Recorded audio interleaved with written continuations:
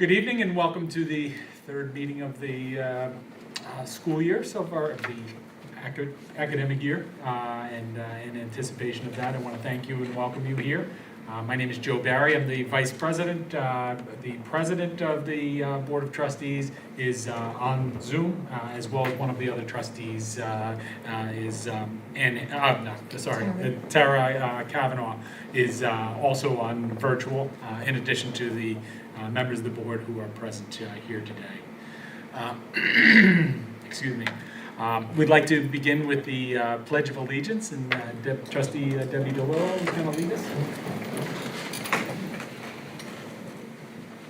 I pledge allegiance to the flag of the United States of America and to the republic for which it stands, one nation, under God, indivisible, with liberty and justice for all.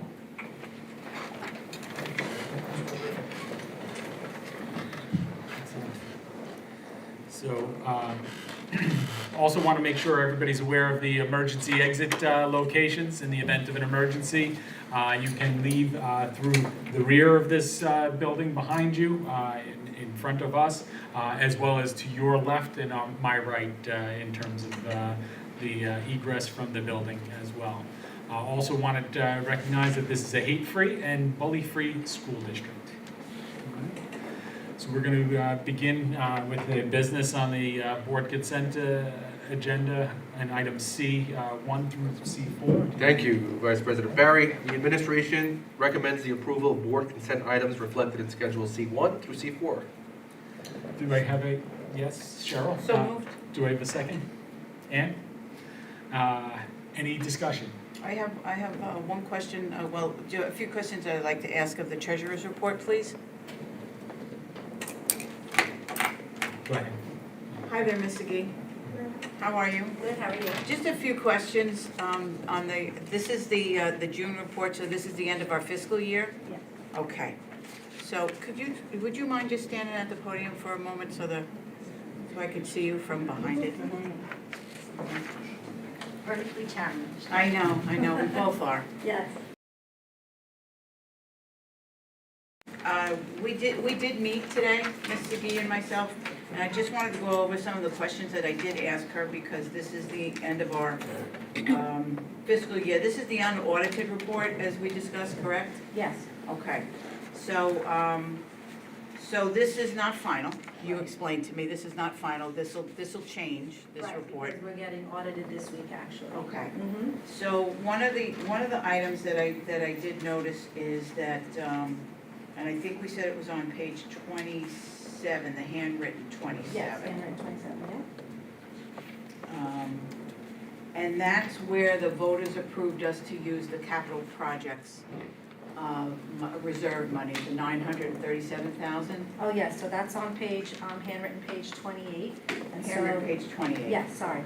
So, when the voters authorized us to use the $937,000 from our capital reserve 16, that was the remaining funds. And the voters authorized us to use that for the high school auditorium. So that's been indicated on that line item, transfer to capital funds. So we originally started with $1 million, and then we have the adjustment of $937,000. So the total expenditure will be $1,937,000. So that was money we didn't see before, but now it's in there Right. because of the budget Because vote. of the vote in May. yes. Okay. Mhm. And that will stay there until that money gets used. So that will be, yes, it's an expense, yes. And it will be transferred to the capital fund, and it will remain there until it is used, yes. Okay, all right. So that was one of the items that we looked at. Mhm. And then also, we looked at, naturally, what's going to remain to go back into reserves. Yes. And we did pretty good on your projections. Your projections Yes. were very close, so. Yes, we're And you were very close. happy about that. Yes, Okay, and that makes us very happy. yes, So we did pretty good. yes, But we're gonna be using some of our reserves because we have expenses. yes, we will, right. That $937,000 is going to reduce our capital reserve, yes. Okay, but that's what we wanna do. Yes, that's what we And some of that money will be reimbursable. Perhaps some of the money will be reimbursable with, you mean through capital? state aid. Through state aid, yes, we may receive some state aid on that. But yes. that'll be calculated down the road. Yeah, once the project is completed, that's Right. when the state will assess the aid. Yep. Some of the challenges we have to face next year is the unknowns with foundation aid, Mhm. right? Those are some of the challenges we'll be facing because it's never too early to start planning for For the the next year's 25-26 budget, this is, so for 24-25 is the current year we're in. For 25-26, foundation aid is going to be a challenge, Right. yes. Okay. And we always have to advocate with our state legislators, and we have to keep them well informed as to what our needs What are. our needs are, Okay. yes, which is what I'm working with my organization of school business officials. We are advocating to make sure that all districts receive as much foundation aid as possible, yes. So that's our biggest challenge and One of our something biggest that the board should stay aware of as well, you know, of course, along with the superintendent. All right, and I guess, yeah, there were a few other things we went over, but for the most part, we stayed pretty good with our projections, and Mhm.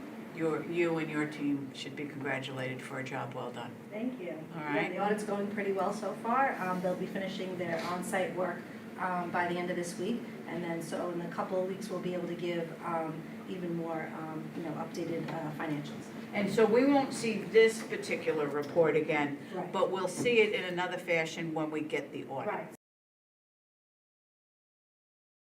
To meet with the audit committee on October 7th. And once they approve it, we would submit the financial statements to the board for approval on October 9th. All right, thanks. Thank you. Thank you very much.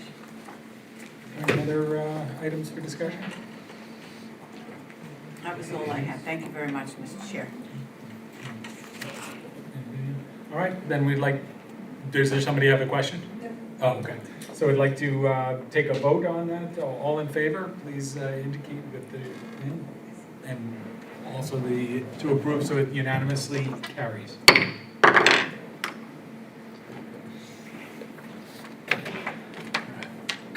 So the next thing we go into, I would like to invite our superintendent to give his report. Thank you, Vice President Barry.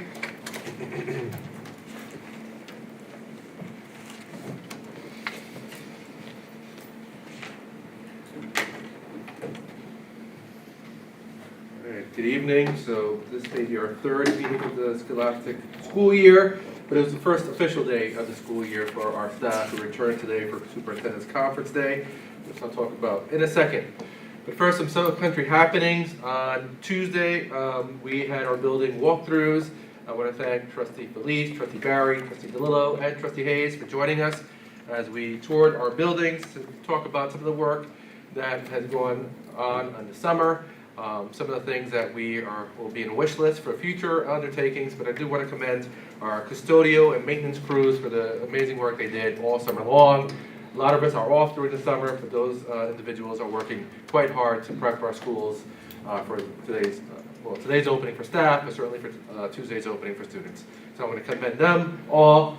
And I had to take a picture of the duck ponds because there was actually a duck and its little duckling in the pond. The koi pond is thriving, and it's really a beautiful spot at Bellport High School. I also had the privilege of attending Bellport Middle School's open house. It's great to see our incoming sixth graders sort of exhibiting both nerves and excitement at the prospect of starting middle school. And also want to commend the administration there, and even more so our student volunteers that served as tour guides to help really fun event. 4 sports are underway. I got to stop by the fields. It's great to see student athletes in our fields again. Always exciting. So Mr. Sotelli and I are very excited about the start of the season, which will be underway very shortly. I also had the privilege of attending a meeting at the Brookhaven Free Public Library. The point of the meeting was to give information to parents regarding special ed processes, CSE meetings, CPSE meetings, any questions that our parents may have. We were joined there by SEPTA. And again, I want to encourage those parents who have special needs children, or certainly students who are classified, to really contemplate joining SEPTA. It is an advocacy organization. And to that end, we've provided a couple of times, we've sat in on SEPTA meetings during the school year to discuss some procedural items, rights and responsibilities of parents. when it comes to special needs children, and just go over some of the processes that parents have to undergo when they have a special needs child. It can be cumbersome and confusing sometimes for community members. We want to just make sure that we're transparent and as supportive as possible. So again, if you have a special needs child, we do encourage you to contemplate joining SEPTA. At the very least, you can always reach out to our student support services with any specific questions. I also got to attend Bellport High School's August graduation. Like I told the students, it doesn't matter when you cross the finish line, what matters is that you crossed it. So I want to thank Trustee DeLillo, Trustee Hayes, and Trustee Felice for joining me at the graduation.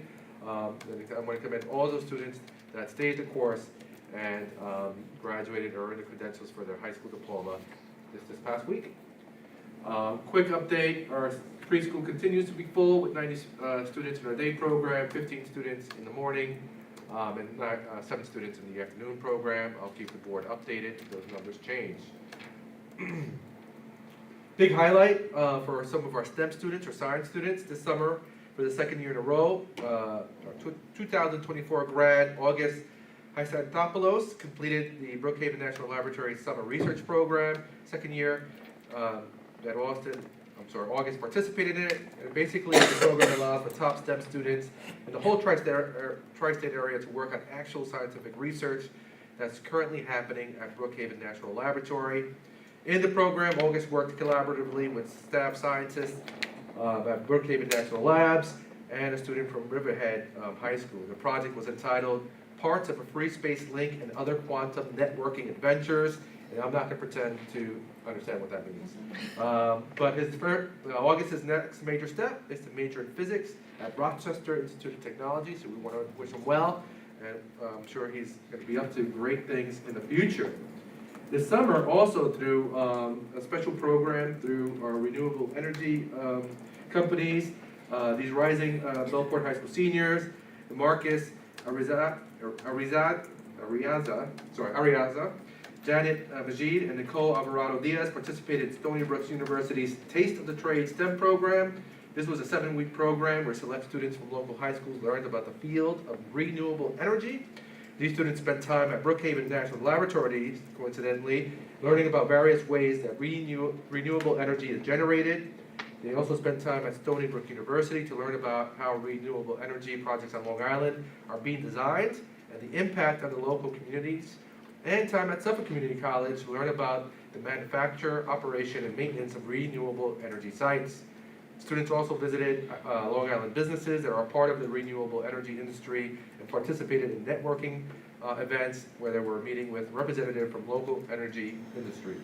So I just want to give a shout out to our Bellport High School social worker, Nicole Suaza, for participating with the programs as the program assistant, and of course to Mr. Jack Burke, our director of STEM, who helped facilitate this program for our kids. We're really excited about it.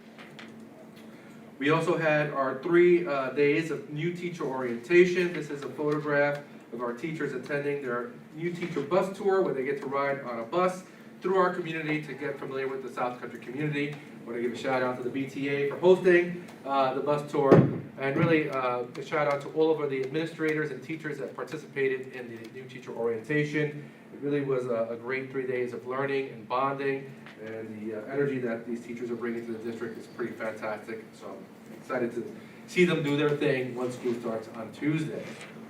We also had Superintendent's Conference Day today, which is basically the launch of the school year. This year's focus on best practice was the world is different. How do we find purpose and fulfillment in our challenging but impactful work? It's an ongoing theme from last year where the world is rapidly changing, and really what's important is that we find sort of our purpose and fulfillment in the work we do. Ms. Segui, I just wanted to thank her and thank my cabinet for basically finding fulfillment and working with spreadsheets.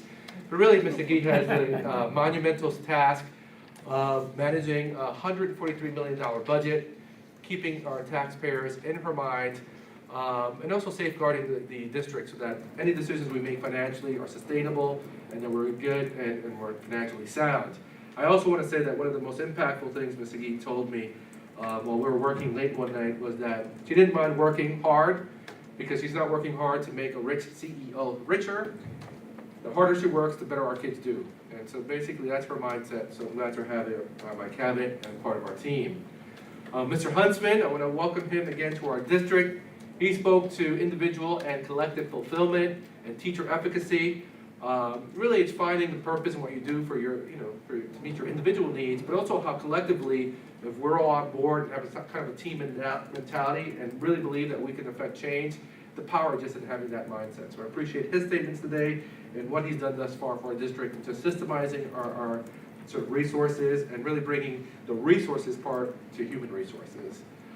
Beth Doyle also presented, talking about some of our instructional goals. Really happy to have her on our team. I think it kind of struck me, as this was my third superintendent's conference day, that a lot of the things that I brag about when I visit other districts or speak to other superintendents really are the result of her work. I love taking credit for it as a superintendent, but the credit really isn't mine, it's hers, and the team of teachers and stakeholders that she sort of inspires to do the work under her stewardship. We're talking about things like revising our code of conduct, our MTSS interventions, our dual language program, how we've expanded that, adding resources to elementary schools to support literacy instruction, math instruction. The job is monumental, and she does it well. Part of her focus was so we could best take care of our students and really meet our goals and follow our district improvement plan. It's really important that we engage in self-care as well. And especially nowadays, there's so many stressors in life. It's really important that we're healthy and are in the right mindset to really support our students. I want to thank her for all her efforts and her comments. And finally, I close it out simply by encouraging everyone to find their own purpose. Purpose is very specific. I made the argument this morning that my purpose in life isn't to be a superintendent, but it's rather to help people and to spread love. I say that a little bit whimsically, but I mean it. The idea that I get to service a wonderful community and see the community grow really is fulfilling to me. And that really is, I think, my purpose. So again, when you keep that in mind, it sort of reframes stress to passion. When you work hard at something because you love it and you find purpose in it, it's not stressful. It's exciting, and it really is a reflection of our passion. So super excited about the prospect of the new school year. I can't wait to see the kids back in our hallways and buildings on Tuesday. And finally, there are many ways to keep in touch with the school district. As always, we have a community portal. You can subscribe to it by connecting to Blackboard Connect. All of our social media links are also available on our homepage of our website, including my Superintendent's Corner. I have a monthly updated message on that page. This also has my contact information, my social media links, as well as my weekly update or weekly blog that I make to the school district. So I thank you all again, the trustees, for your continued support. Again, I am thankful to all of our collective bargaining units and all of our staff that really make South Country what it is, and I'm looking forward to a year of growth and achievement from our students. And that concludes my superintendent's report. Thank you. Thank you. All right, the next thing on our agenda, To the side of the podium for him. we're going to have another presentation. Right after him, or just after our reports, because I want to talk to the assistant soups, and I can't see them through the podium. Then we'll move it back. Thank you. So while we're at it. Sorry for the disruption. Okay, so we'll back up to, thank you to the superintendent for arranging a day for me to meet the new athletic director. I wasn't at the meeting live when the board met with him, so I was able to meet with Martino one day last week with the superintendent, and I do appreciate you making that arrangement. And then I will, before we go back to the really wonderful the presentation that you were able to make, Jason, and also Beth. Your presentations were really, really well received today, and I think it was really nice that you had incorporated their presentations in. And while Jen, you presentation someday soon. But I love the quote that superintendent used for you, because it really was apropos to what your whole philosophy is with you here. And I sympathized with you, Mr. Huntsman, about your Subaru, because I made the same mistake the very first year I I learned how to drive with an international 3-speed. And I too left my car in neutral, and it went into my neighbor's tree across the street. So don't feel bad. Thank you. Okay, it's a mistake you'll never make again. You'll never make that mistake again. So, but your presentations were both really well received, and I think the district, got to know you, both of you, a lot better as a result of you being able to present today. So I really appreciate that. And thank you. I got your slides, so thank you for sending those. Yeah, I got them. Took me a little while to figure out how to download them, but I wasn't a master at Google. But I got them. But thank you. So as the superintendent indicated, it was a busy week with summer school graduation, the building tour, and today's superintendent conference.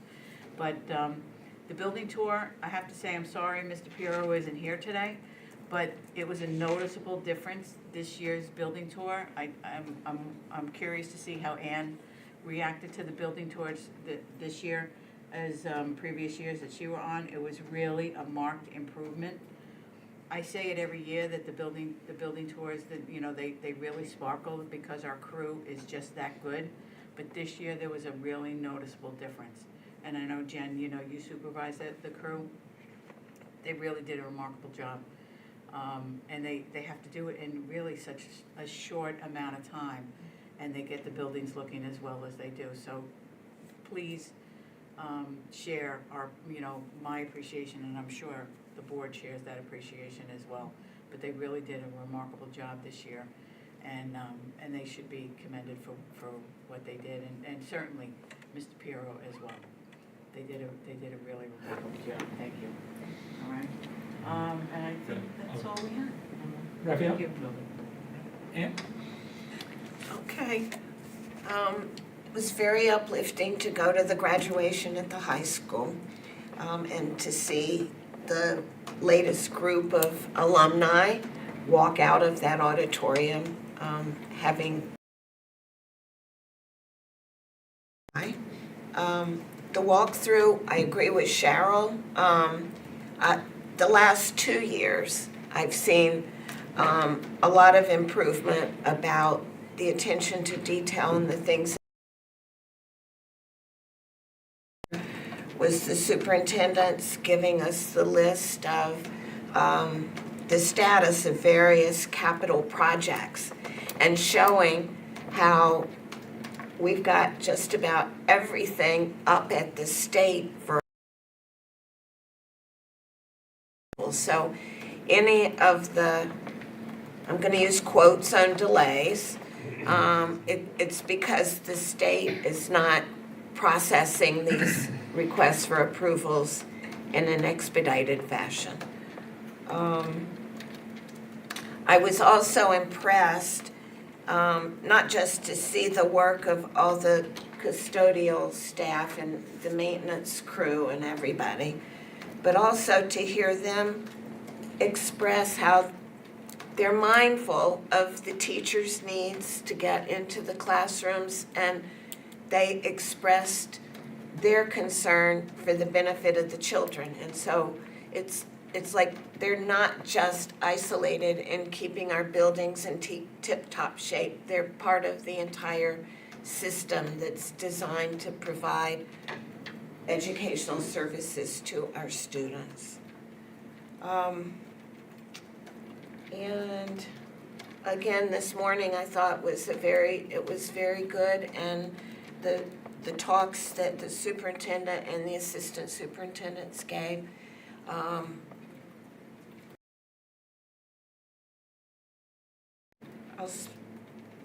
thank you for the invitation to be there. Thank you. And Debbie? I just want to say this last week's been really busy. It's kind of exciting for me because everything is shiny and new. New teacher, new staff lunch. It was great to see them then, and then following up with them during the building tours to see how they're setting up their classrooms, their individual styles, as well as kind of calming their nerves a little bit and letting them know they're going to be okay. The other thing I wanted to mention, Trustee Felice was there as well. Brookhaven had the Sean Chavius Memorial they started. They are fabulously putting together a book of memories that will be given to Mr. Chavius's family, as well as a copy kept at Brookhaven Elementary and given to Brookhaven Free Library. I just want to say that is just amazing to see and know that that's being done.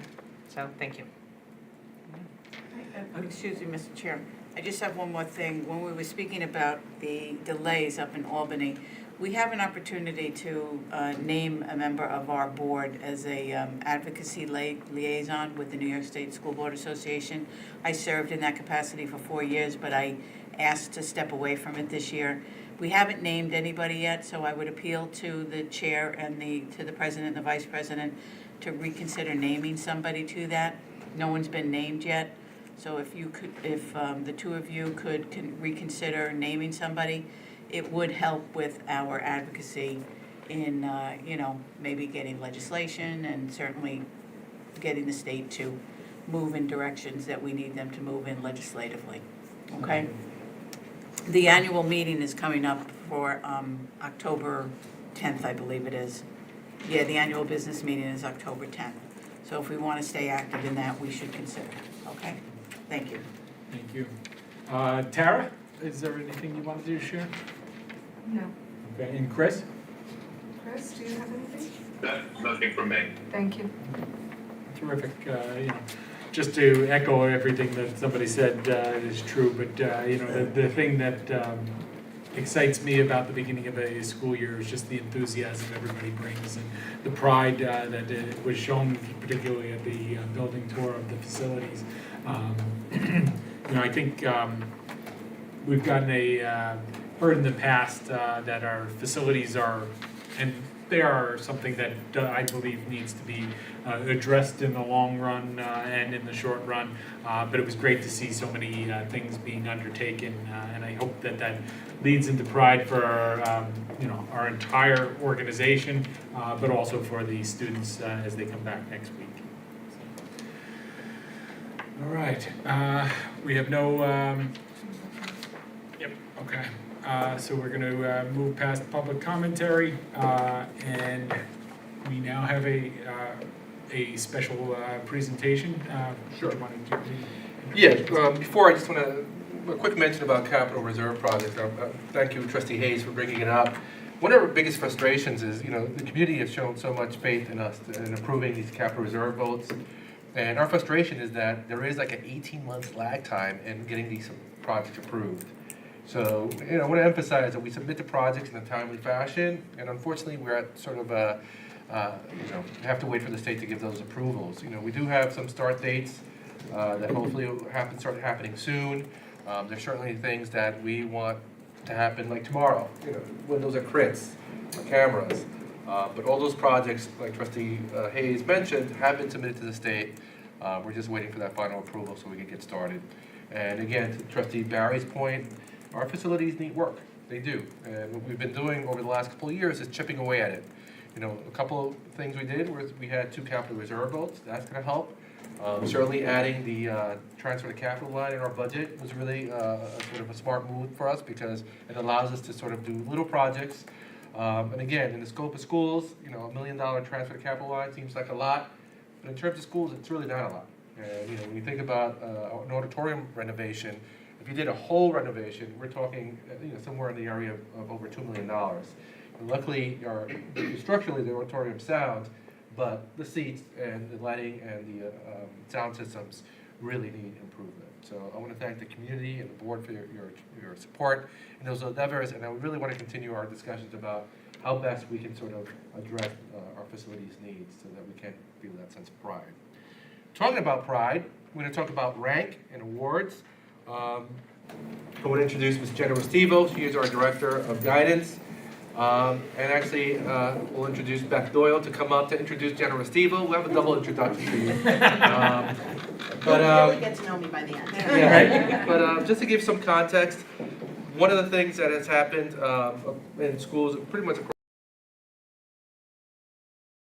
of rank. Rank basically just ranks students within the building to each other. It really serves no purpose for college applications or your competitiveness to college. I know it's a tradition that we all sort of hold dearly and something that's sometimes hard to let go of, but I think when you listen to Ms. Restivo's presentation that spawned from our Teaching and Learning and Equity Committee, through stakeholder input and a lot of input from students, I think you'll see it's a move in the right direction. We're excited to embark on this journey. And this year, Thank you, Mr. Santana. Good evening, Board of Education, members of the South Country community. It's my pleasure to introduce Ms. Jenna Restivo. She is our Director of Counseling, Guidance, and Jenna will be presenting on a very important topic this evening, the potential benefits of removing class rank at Belport High School. She has extensive experience in counseling, a deep understanding of academic metrics and the impact on our students' well-being. So I'm confident that she will provide valuable insight into this change and how it could foster an equitable and supportive environment for our students so that they are thriving when they leave us and are in programs that they are prepared for. So with that, I will turn it over to Ms. Restivo.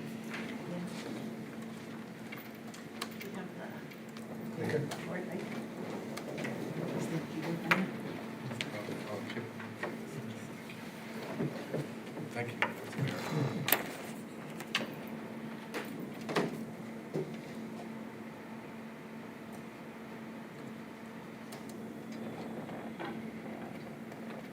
So good evening, everybody. Thank you so much for allowing me to speak to you today regarding student ranking at Belport High School. I first want to say that I hope everybody had a great Superintendent's Conference Day today. I know I did, and I'm super excited for the 24-25 school year, especially with this proposal. Not working. I'll use a keyboard. Yeah. So today we're going to talk about a few things in regards to class rank. First, our goals for our students for once they leave us at South Country. What is rank and what is the history of it for the last few years at Belport High School? The pros and cons of ranking students. Our student voices. What our last senior class thought of the class ranking process. And then, how can we better honor our students' accomplishments? And that would be naming honor graduates. So what is the goal? We want to reframe the competition to be about the future after Belport High School, not just about Belport High School. So what does that mean? Rank currently is the process where we are ranking students on an exact rank, where we have, say, 332 students in the senior class. Every student gets a number, and that rank is comparing students from Belport High School to each other. Our strategic planning goal here at South Country is to ensure that each of our students is academically prepared to succeed in college, career, life, and the global economy. We want our students to be prepared for what happens when they leave us. We want to encourage students to do their personal best. We want to accurately measure their academic success. That's making sure that their weighted and unweighted averages demonstrate their academic performance. And rank doesn't always do that. So I want you to think about when you hear a rank number, number one, you know that student is the first in their class. But what does 47 mean? What does 25 mean? That standard is constantly shifting. You don't know what that means when someone is number 25. So for example, last year, number 25 had a 100 average. You wouldn't think that when you hear 25 normally. Number 114 had a 90. So that rank number doesn't always mean what you think it might when you hear it. And the number one thing, we want to prepare our students for when they leave us. So what is our current status? Like I just mentioned, we give an exact rank for our students. So we go from 1 to 332 if there's 332 students in the class. We rank students twice during their senior year. The first rank is done at the beginning of the school year. We take all of the students' final averages from their courses from grades 9, 10, and 11, and we give them a rank. That rank they use for college admissions purposes, and that's what they put on their applications.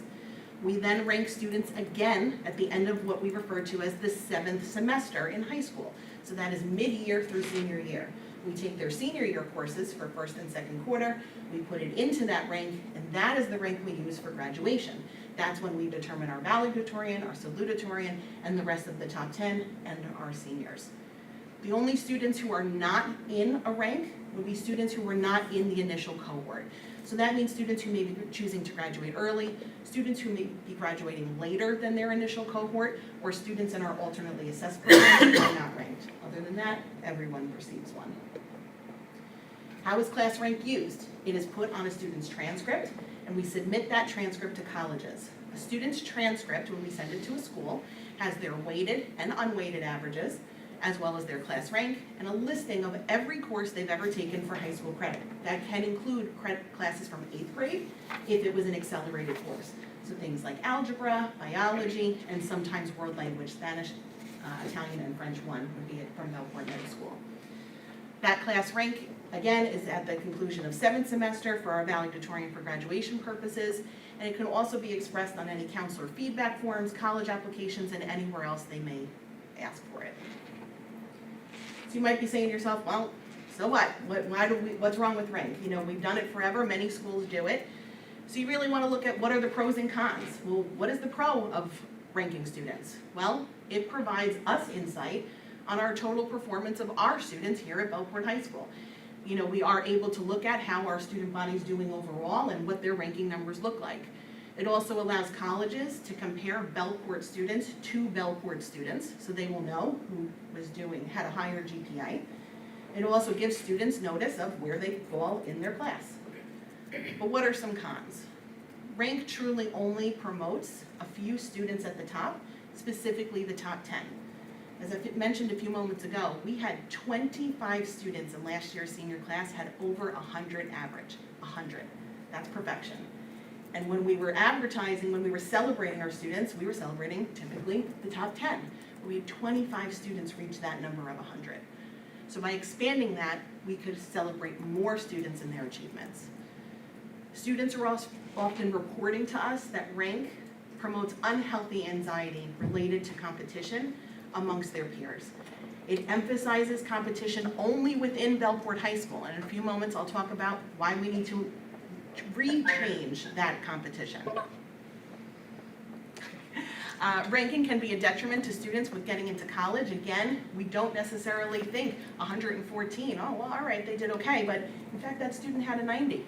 And ranking is frequently recalculated or not even used by colleges at all.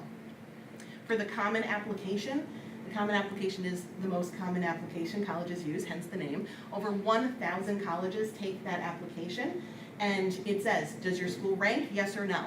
If you click no, the question goes away. It is not required from colleges to submit a class rank. So why consider elimination? Some quotes from various resources. David Hawkins, who is the Chief Education Policy Officer at NACAC, that is the National Association of College Admissions Counselors. The most important reason that class rank is on the decline is because it really isn't a direct measure of student achievement. Rank does not have a set standard. You never know what number one will be. There's no way to know what that standard is going to be. It changes every year. The College Board says that rankings can be a detriment to strong students getting into the colleges of their choice. And the High School Counselors Association in Western New York says there's no direct link established between the use of class rank and college admission. Most colleges and universities use a broad set of indicators to make those admissions decisions. That includes what courses the students are taking, the grades they got in their courses, things like college entrance exams, and their activities. So if we did this, how would this impact Belport High School students? We need to reframe the competition. Competition is healthy and competition is great, but we need to prepare students for college admissions, focusing on how their average and course selections will greatly impact their college admission status. When they're applying to schools, they're applying against students from across the country, not just fellow Belport High School students. No two of our seniors applied to the exact same colleges. So when we're ranking students just against each other, it's not an accurate measure for that college to say, well, what is it that makes them special? Why should we admit them? And course selection. Course selection should always be driven by a student's post-secondary goals, the rigor, and their interests. Students tell us that they are choosing courses due to class rank. They are choosing courses that are less rigorous, and they are choosing to not take electives because of class rank. So why is that? When we have our courses at Belport High School, and this is done almost anywhere, AP courses are weighted at a 1.10, basically meaning at 10% when it goes into that weighted average. Honors classes are at 1.05, and Regents and elective courses are at a 1.0. So if you take an elective and get 100, it goes into your grade point average as 100. But if you take an AP class and get 100, it goes in as 110. So many of our top performing students are choosing to not take electives, and they're choosing to drop things that are important to them. We've had students openly tell us they don't want to take music or art or things they're passionate about because they think it could hurt them from dropping out of the top 10. We don't want that. We want students to take things they're passionate about, things they love, and things they might want to do in the future. Along those same lines, we've had more recently, I had a student tell me, I don't want to take AP Physics. And I thought, it's a pretty rigorous course, okay, why? And she said, well, I want to be an engineer, but I need to be in the top 10. That's not what we want for our students. We need to prepare them for college. AP Physics is a prerequisite to get into an engineering program. We need to make sure that students are taking the courses now with us so that when they get to college, they're successful. And that class rank often, not always, but often, is causing students to make decisions that might hurt them in the long run. We want students to focus on their individual academic achievements.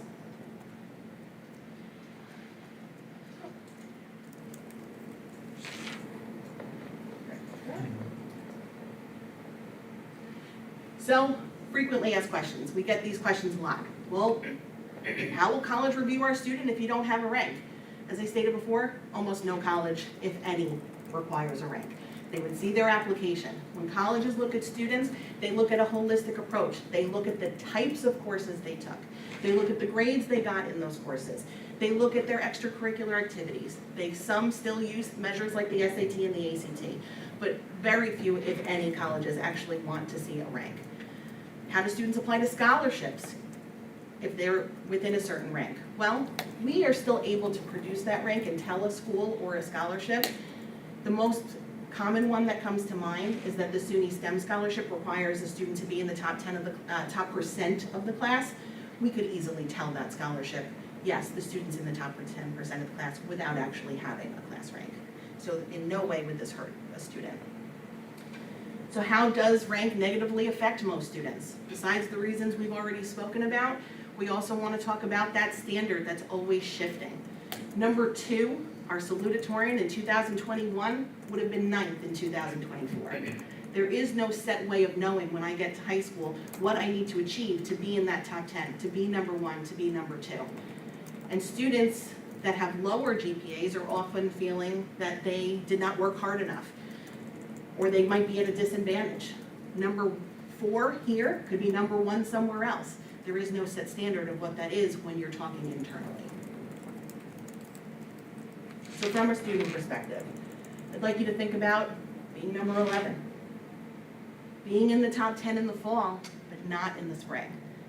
And probably most importantly on this list, being number 332. If you have a student who struggles in school, is working really hard, and they know their GPA isn't where they want it to be, but they find out they're last, that's a really hard thing for a student to get over. So probably the most important thing here would be student feedback. During the last week of school this year, I met with our seniors. I went into senior social studies classes and I asked them, what did you think of the rank process? And I'll be honest with all of you, I had no idea what they were about to tell me as a group. One by one, students have told us how they felt about rank, but that's alone in their counselor's office when they can be open and honest. And I thought, well, in a group of students, what are they gonna say? And I was really surprised by the reactions I got. They did not like the process overall. They felt that it was unnecessary to rank students and it caused a lot of strained peer relationships. It caused our very high achieving students to feel negatively regarding their performance because they weren't in the top 10, even when they had over that 100 average. Students actively admitted to changing their senior year courses so that they get a higher ranking, even if it would hurt them after high school. But students really strongly felt that we needed to celebrate the students that achieved well. And they all felt, well, if we didn't rank, what could we do?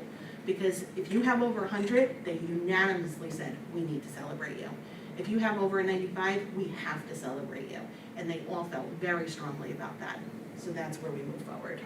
I'm not gonna read all these quotes so you can see they're a little lengthy, but this is our student voices. After I met with them, I asked our students to do a survey to let us know how they felt about rank.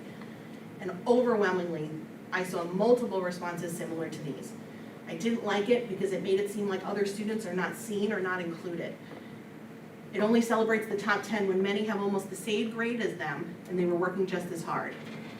I don't like it when some people might choose to not take certain classes because it will negatively affect their rank even though they need it for their future college major. Students aren't taking electives because they won't compete for the top 10. So moving forward, we'd want to continue our tradition of naming a valedictorian, salutatorian, number 1 and number 2. Rank would still be run for that purpose so that we would know who would conduct our graduation speeches as we have done traditionally in the past. But as you may know, in the past, we've had number 3, which we named an essayist, and that essayist has always been number 3 in the class. But we want to invest in talking about some of our other students, being able to hear other voices within the senior class. So we'd like the essayist to write an essay. Students from anywhere in the graduating class would be able to write a speech and submit it to a panel of stakeholders that would then be reviewed, and we would pick that third graduation speech. And this would give us the opportunity to hear from different voices within that graduating class as a graduation ceremony speech. And they would write a speech about how they embody Clipper Pride. But most importantly, how do we honor these students? We would create the title of Honor Graduates.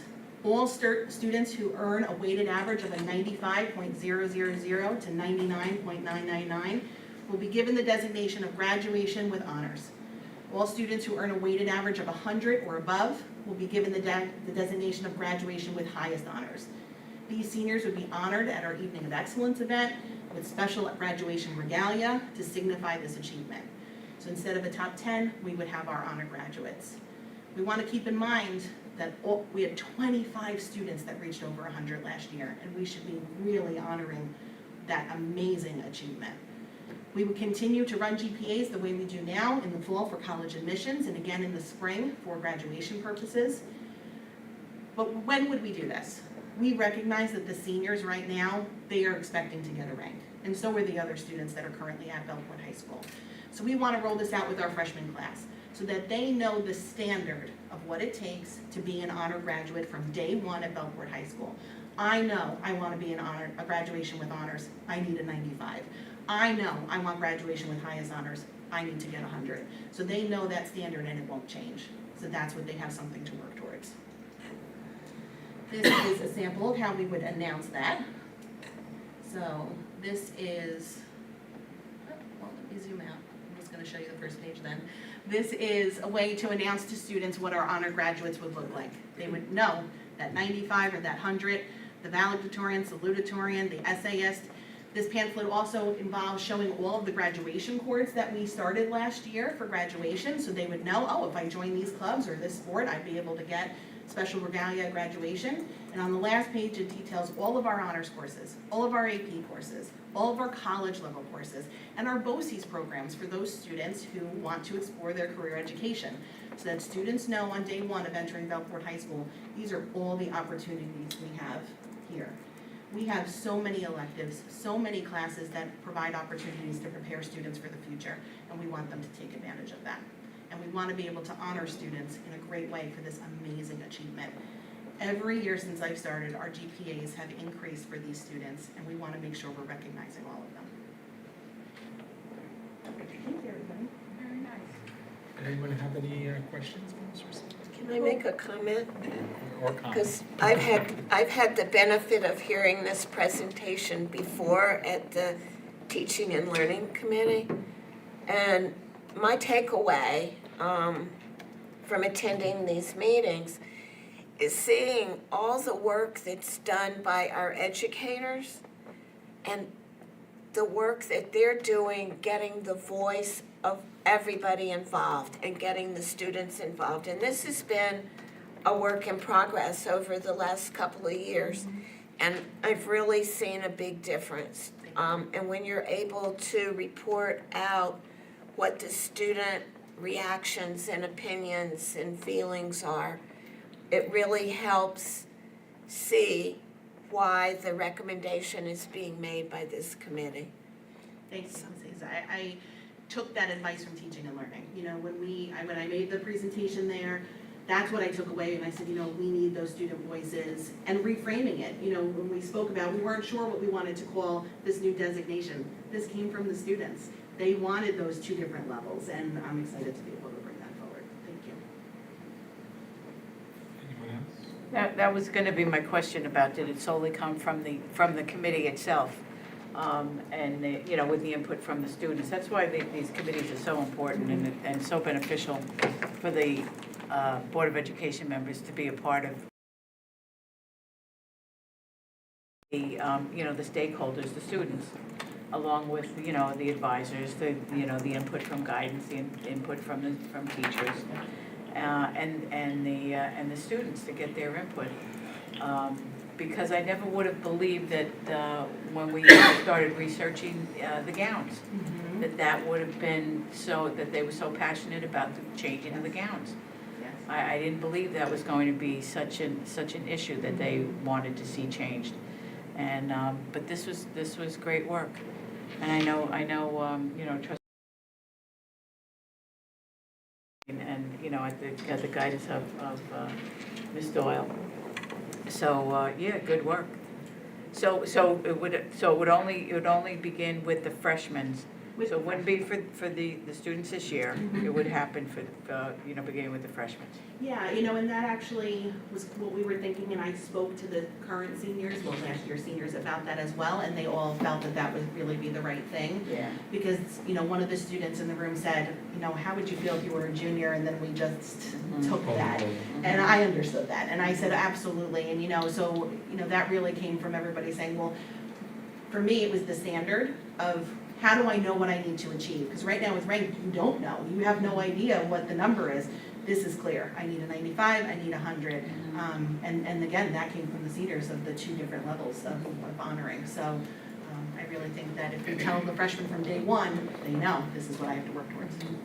So that was one of the questions that I had. When you say, you know, telling them from day one, how is it going to be presented to the freshmen? So what we'd like to do is that particular flyer we would send out to the parents. And they have their first or possibly second, depending on timing, freshman class assembly. Every quarter, the high school meets with all the freshmen together. This would be introduced there, so that they'll know this is what they have to work towards.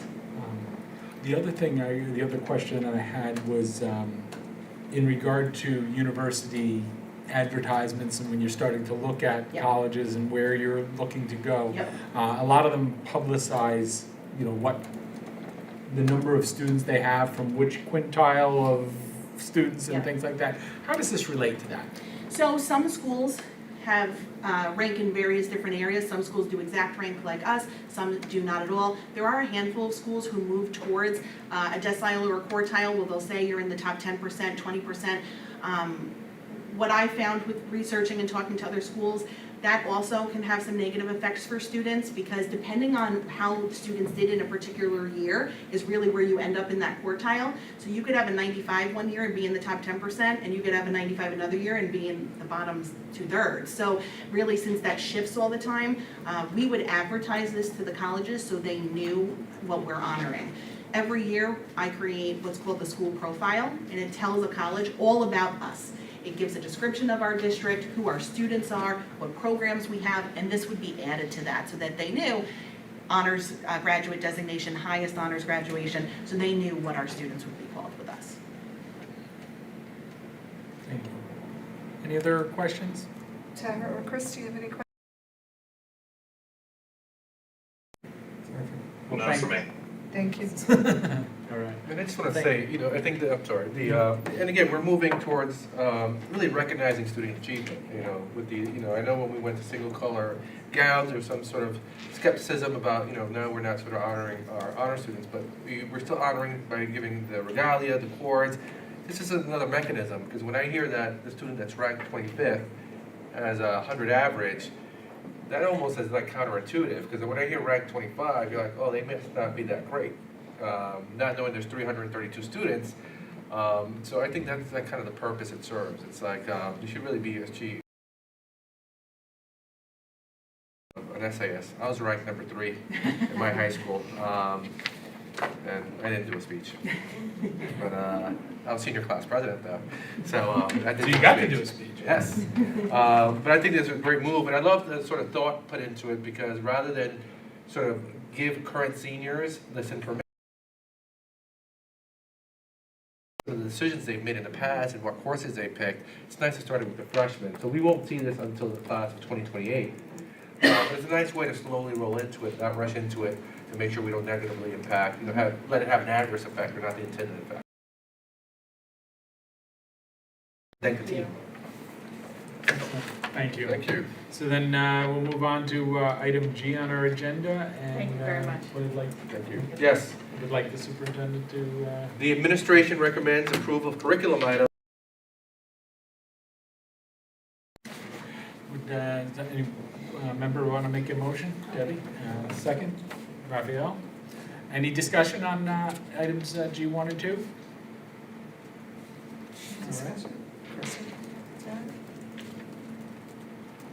Okay. I'd like to take a vote with a show of hands. Who's in favor of items G1 and G2? How about our online friends? Chrissy, you in favor?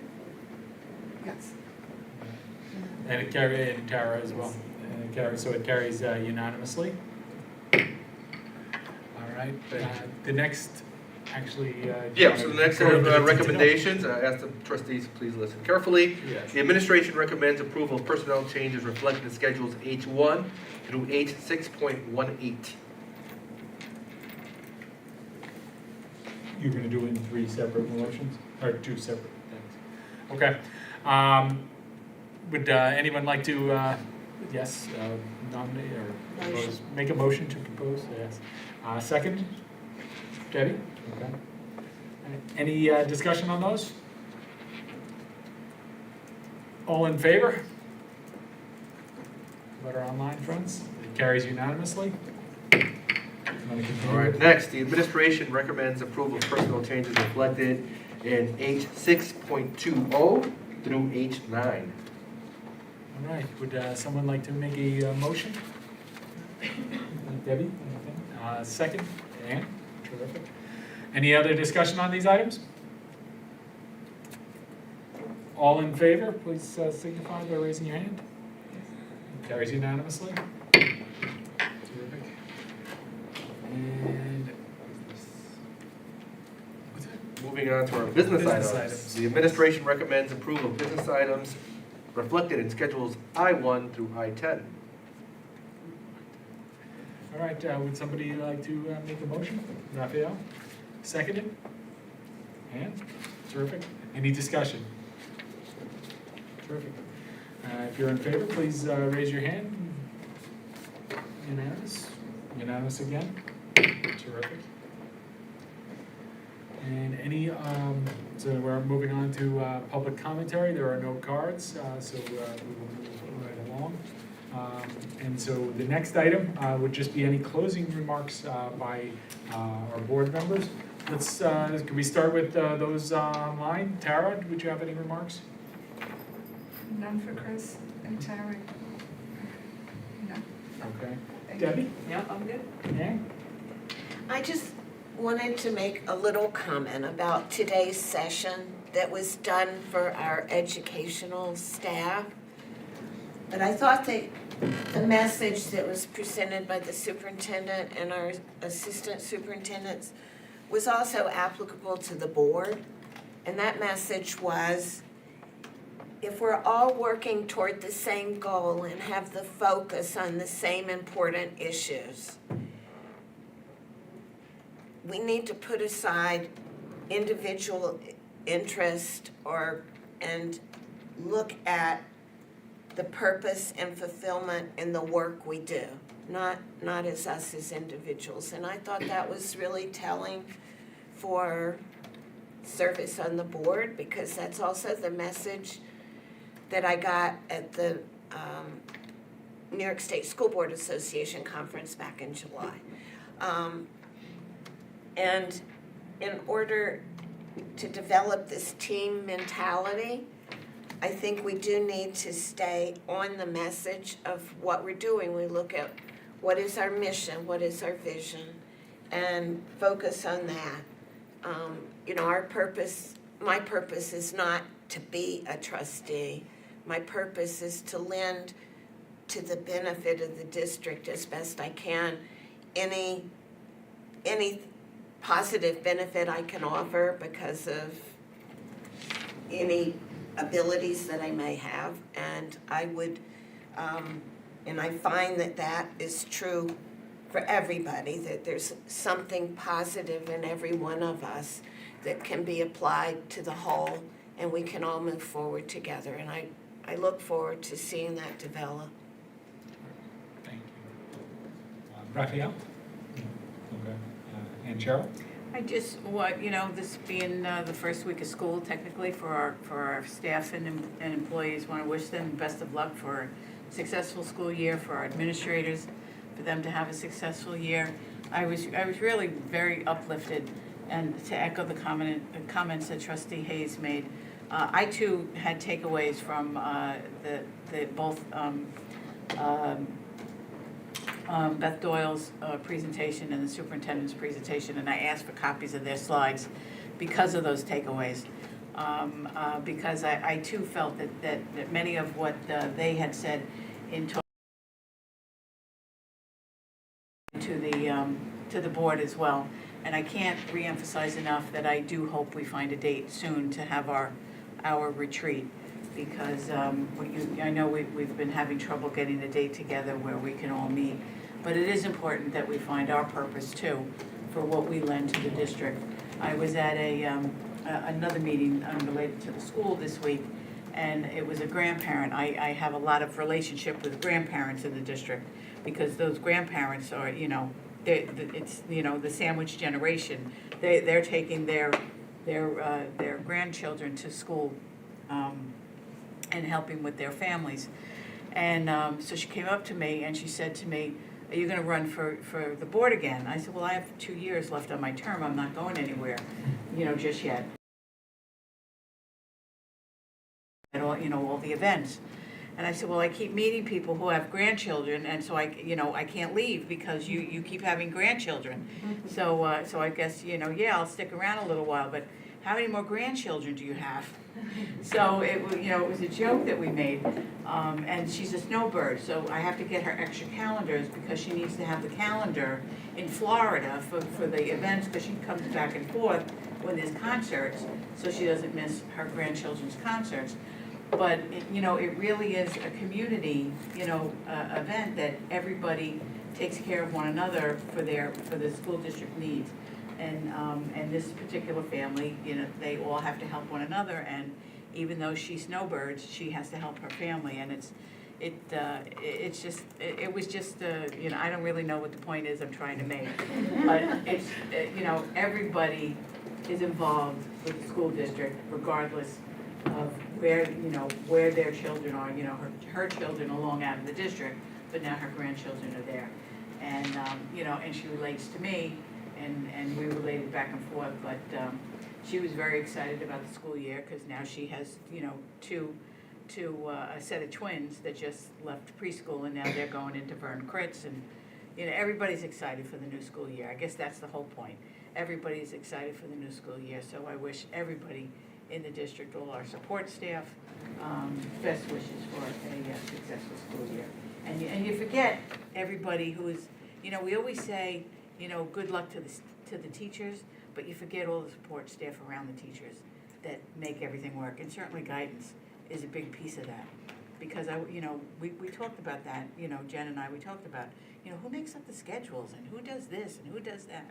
And there's so many people that have so many, there's so many, cooks, in the broth to make it all work. But, and they make it work well. So good luck to everybody. Yeah, I was gonna say, that I had the same basic message, so I'm not gonna put you through that as well. But yeah, I mean, the excitement of first days and the excitement of it, but it's the excitement of every day. You know, every day is a new opportunity to help one of our students get to where they need to go. And so there's a lot of excitement throughout the entire district for the start of the year, so. Very quickly, before you do that motion to adjourn, I just want to say this, and I think this is part of collective consciousness. You know, it's so important to appreciate how we frame things. And I know traditionally at this time of the year, we all are sad about the end of summer. We can just sort of flip that and say, I'm not sad about the end of the summer, I'm excited about the start of the fall. One of the benefits of working in education or even being a student is we get a reset every year. And we always have the opportunity to make this the best year ever.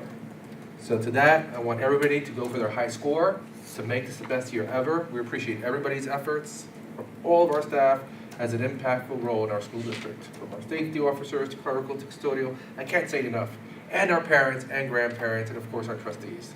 So this is an opportunity to start fresh. I'm really looking for some great things in 24-25. Will there be challenges? Of course. But the idea is that we are compassionate and we work together to meet these challenges and then reap the benefits of the feeling you get when you meet a hard challenge and you come out on the other side. So really excited about the fall. And again, I can't wait to see the students in our buildings on Tuesday. So thank you. Excellent. So we are at the end, and would like to see if someone would like to make a motion to adjourn. Debbie, second? Cheryl? Excellent. All in favor? All right. Thank you all. And adjourned.